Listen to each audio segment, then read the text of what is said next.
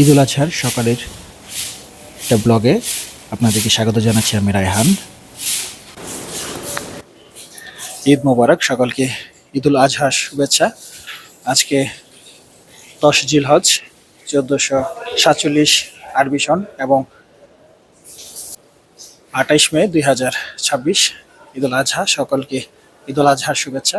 বহু সকালে উঠে আমরা এখন আমাদের কুরবানি করার জন্য, আল্লাহ নামে কুরবানি করার জন্য পশুগুলোকে ভালো করে গোসল করে নিচ্ছি। এরপরে আমরা নামাজে যাব। নামাজ পড়ে আল্লাহর নামে কুরবানি করব। সকল কাছে প্রথমে দোয়া চেয়ে নেই, আল্লাহ যেন আমাদের কুরবানি কবুল করে। কুরবানি দিয়ে আসলে এটাই নিয়ম, প্রথমে আল্লাহর নামে যাদের কুরবানি করা হবে তাদের ভালো করে পরিষ্কার পরিচ্ছন্ন করে গোসল করানো হয়। কুরবানির পশুগুলোকে গোসল করিয়ে আমরা নিজেরা গোসল করব। এরপর ঈদগাহে যাব। হাতে খুব বেশি সময় নেই, ঈদের নামাজের সময় হয়ে যাচ্ছে। এখন আমরা নিজেরা গোসল করে ঈদগাহে যাচ্ছি ঈদের নামাজ আদায় করার জন্য। আকাশের অবস্থা খারাপ, তবু আমরা সাহস করেছি ইনশাল্লাহ ঈদের জামাত ঈদগাহে পড়ব। সামনে চলে আসি, সময় 10 থেকে 12 মিনিট সময় বাকি আছে। আমরা সকলেই ঈদগাহে চলে এসেছি।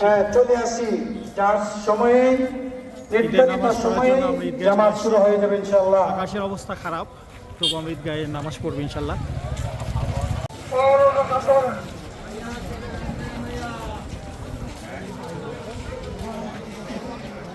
আল্লাহ তাআলার সন্তুষ্টির জন্য কুরবানি করা, কুরবানি করতে হবে আল্লাহ তাআলার সন্তুষ্টির জন্য কুরবানি করতেছে। সেই মনের খবর আল্লাহ তাআলাই ভালো জানেন। তাহলে যারা আমরা পিছনে আছি দ্রুত চলে আসি। সকালে বৃষ্টি পড়েছিল, সেজন্য ঈদগাহ মাঠে পানি আলহামদুলিল্লাহ ঈদগাহ মাঠ আমাদের ঢালাই করা, বৃষ্টি পানি সমস্যা হবে না, কাদা নাই।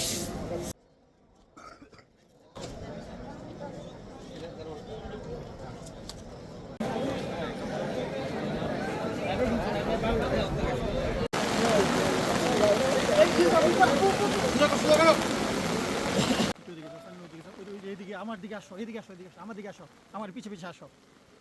কথা বুঝো না তুমি, টাকা আসতে হবে না।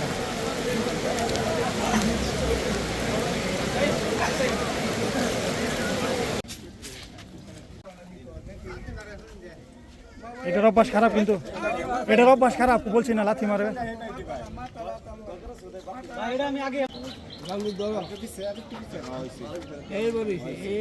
ছুটে দেবো নাকি?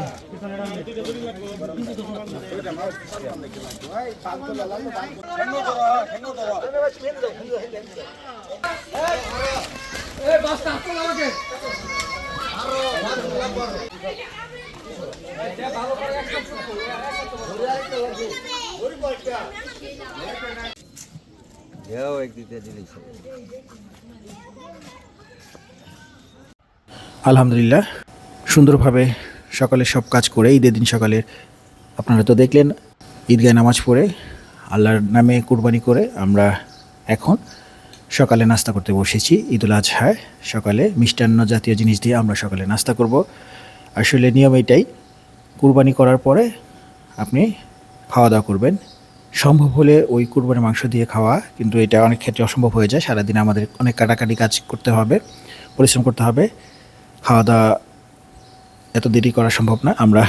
আমরা এখন নাস্তা শেষ করে আবার ব্যস্ত হয়ে যাব। সারাদিন আমাদের অনেক পরিশ্রম হবে,